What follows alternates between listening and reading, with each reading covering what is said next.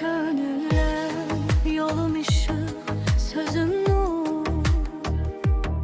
Her qəlbdə iz qoyar, könüldə qurur. Ağrıya tərmanam, kədərə tabam.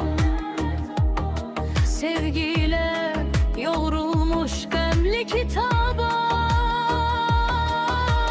Sükuta sığmaram, könlüm danışar. Susanda mən belə ürək alışar. Nə yalan gəzərəm, hilə bilərəm. Haq yolun yolçusu, düzə gedərəm. Zəif demə mənə, dağ tək vüqaram. Yorulsam sımsam da mən dik duraram. Daş olsa qarşıda yumşaldar nəfəs. Sevgiyle döyülər könüldən hər kəs.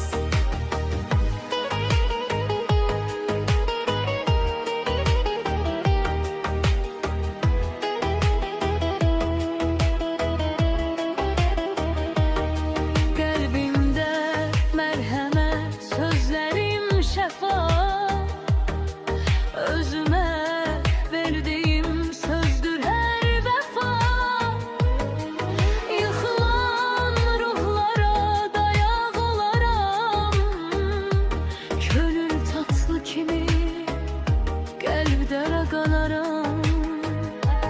Könül tatlı yerini qələmdir, yerimi dönülü gitme.